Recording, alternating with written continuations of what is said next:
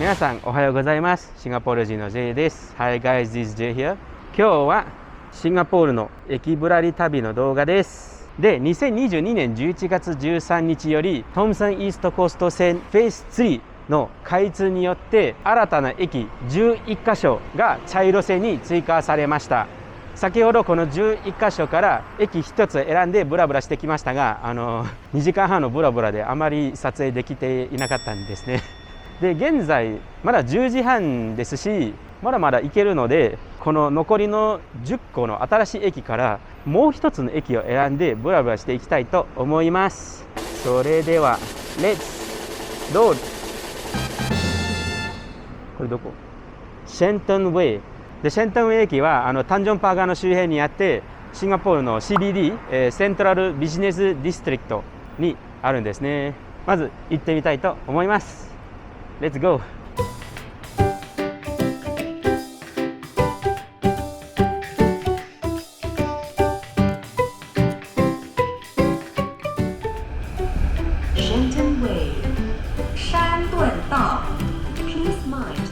シェントンウェイに当たってよかったです。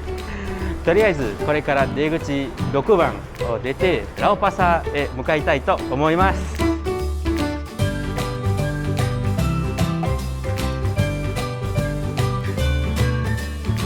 Signature breakfast set 那个水飯テーピン、もう11時なので少し遅めの朝ごはんを食べながら、シェントンウェイの情報を少し調べてみたいと思います。で、ただいまシェントンウェイという道路の端っこにあるラオパサで食べています。で、いろんなシンガポール紹介動画や旅行動画ですでに紹介されていると思いますが、ラオパサは19世紀にマーケットを始め1回引っ越して、そこからホーカーセンターになって、そこから現在の位置で屋外フードコートとして営業しています。で、以前シンガポール人に聞いてみた動画で、このラオパサはホーカーセンターかそれともフードコートかを少し説明してみましたので、気になる方はぜひ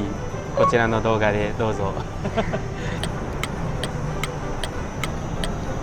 で、もともとこの一本道路はラフルズウェイという名前を名付けようとされていましたが、当時すでにラフルズの名前が入っている場所名や道路名がすでに多かったので、このシェンタン・トーマスという方の名前から名付けられたんですね。で、このシェンタン・トーマスさんは1934年から1946年までシンガポールの総監を務めていました。で、なんでこの道路名はこのシェンタン・トーマスから任命されたかというと、第二次世界大戦の時にこのシェンタン・トーマスがシンガポールから逃げたではなく残していたんですね。で、そのシェンタン・トーマスの決意を記念するため、この道路がシェントンウェイに名付けられたんですね。で、ただいまワールドカップの真っ最中なので、いろんな国の国旗が飾られていますし、おそらく夜になるとワールドカップの観戦もやってると思います。で、シェントンウェイはシンガポールの金融街みたいな道路ですね。アメリカはウォールストリートがあれば、シンガポールはシェントンウェイがあるんですね。で、1970年代からこの周辺どんどん金融関係の企業や政府組織がここで本部を立ち始めたので、おそらく後でブラブラするときにいろんな会社のアジア拠点や本社が見られるかもしれないです。まあでも1970年代からすでに50年以上も経ちましたので、おそらくそのビルの持ち主も入れ変わったりしていたんじゃないかなと思いますので、後でちょっとブラブラしながら調査してみたいと思います。はい、これからラオパサからシェントンウェイをブラブラしていきたいと思います。Let's go! そしてすでに1箇所目は私の右にあります SGX って書いていますね。で、こちらのビルは SGX センターですね。SGX はシンガポールエクスチェンジ、いわゆるシンガポール証券取引所です。で、こちらの SGX センターは2000年と2001年に完成したビルですね。当時まではこの周辺のビルはほとんどブルータリズム式で建築されましたんですね。センターハウスみたいですね。いわゆる建築に使っていたコンクリートがそのまま外見の一部として残すとか、外見はほとんどコンクリートです。この SGX センターの建設によってそこからこの周辺のビルはどんどんなんか鉄やガラスの外見に変わってきましたですね。はい、次は OUE ダウンタウンです。でこちらの OUE ダウンタウンギャラリーはもともと DBS タワーズという名前のビルでした。で DBS タワーズのタワー1は1975年に完成してましたので、シンガポール一番古い高層ビルの一つとも言われていますね。でタワー2はなんとその20年後1994年に完成しました。でこの上はオフィスタワーなんですけれども、下の1階2階はなんかカフェや美容室、ダンススタジオ、飲食店もあるので、特に私よく食べに来るのはチェ・マーボーという四川発展というレストランのシェフがオープンした麻婆豆腐レストランですね。ただいまシェントンウェイとメックスウェルロードの交差点を越えたので、実はこの周辺はタンジョンパーガー駅とすごく近いです。後で時間あったら少し寄ってみるかもしれないですね。どれぐらい近いかを確認するためで、ただいま通っているのはMAS ですね。 Monetary Authority of Singapore、 シンガポールの金融管理局、簡単に言うとシンガポールの中央銀行ですね。日本はバンクオブジャパンがあるんですね。シンガポールでは Monetary Authority of Singapore です。偶然ですけれども、その略 MAS マスはマレー語で金の意味ですねでシンガポールの金融政策はまた他の国と違って結構面白いんですけれども、やはりちょっと経済学を勉強したことない私にとっては説明するのは難しいですが、もしもうちょっと簡単な例えや説明方法があれば将来動画で紹介したいと考えていますが、そしてただいま信号を待っているんですけれども、向こう側にあるのはシェントンウェイバスターミナルです。まず渡りましょう。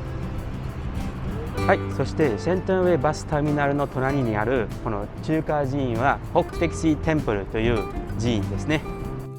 でこちらの寺院は1844年に作られたと言われて、シンガポール現在一番古い中華ハッカーお寺ですね。でこちらの寺院はハッカーの寺院ですけれども、おそらく建設中に長州人の建設家がいましたので、寺院の屋根に少し長州風の飾りがあるんですね。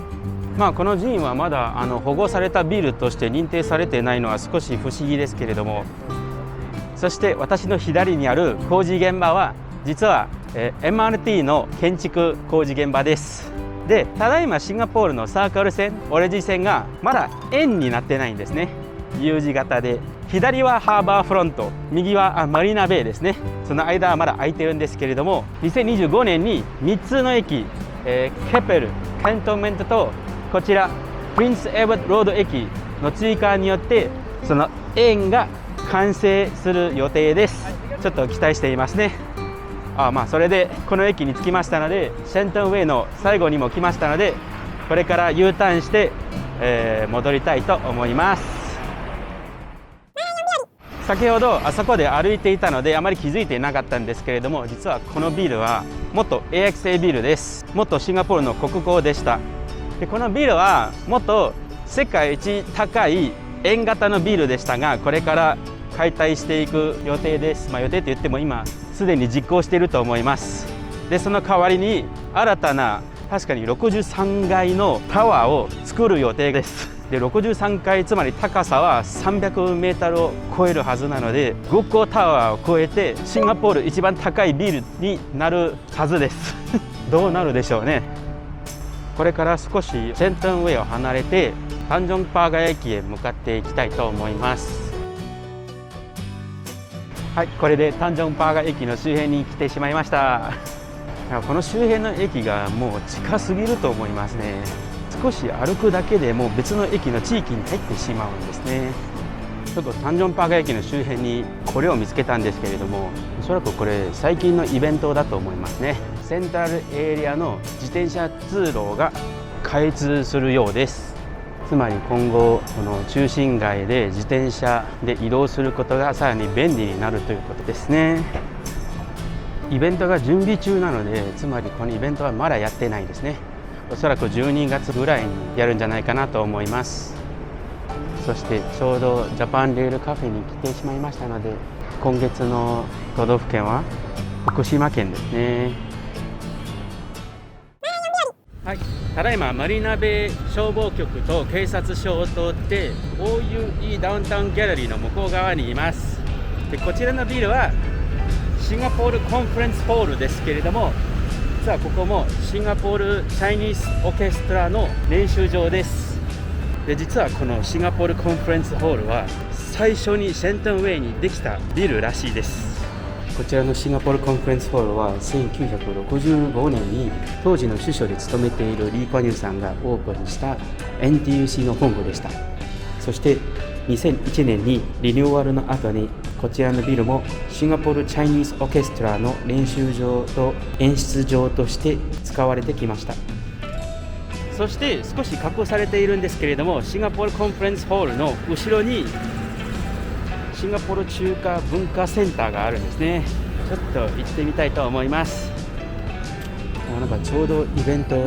がやってるみたいですね。実は2階に、常設展示があるんですね。ちょっと行ってみたいと思います。こちらの常設展示でシンガポール中華系の文化を少し紹介していますね。でなんとちょっとインタラクティブ性があるんで、これリストバンドを取って登録したらいろんな、展示とインタラクトすることができるみたいです。旧正月チンミンジェムと収集施設の展示もあるんですね。で私みたいなシンガポール中華系はよく中国人って言われているんですけれども、実はシンガポールの中華文化は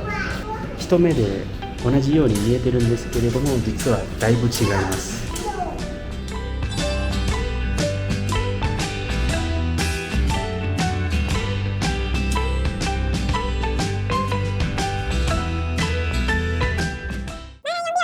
はい、ただいまシェントンウェイの別の出口を出て、こちらはエイシアスクエアというビルの下に歩いています。こちらのエイシアスクエアは確かにシンガポールの最初のオフィスビル兼ホテルのビルでした。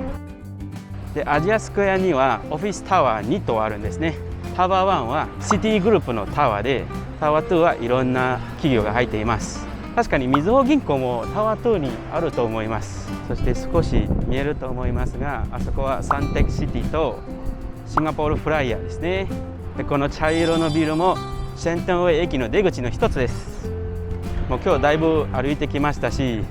この出口を越えたらもうダウンタウン駅の地域に入ってしまいますし、あそこ行ってしまうとマリーナベイ駅の地域に入ってしまいますので、おそらくこちらは今日の最後のスポットだと思います。それはマリーナ1です。正直私も初めて来ているので、どこから入ればいいか少しわからないんですけれども、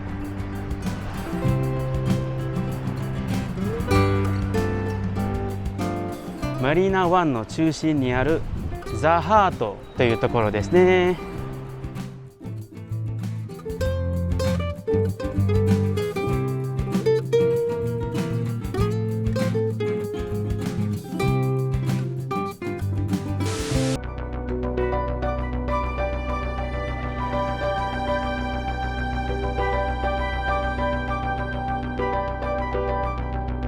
何回も写真で見たことあるんですけれども、実際に見たらなんかすごいんですけど、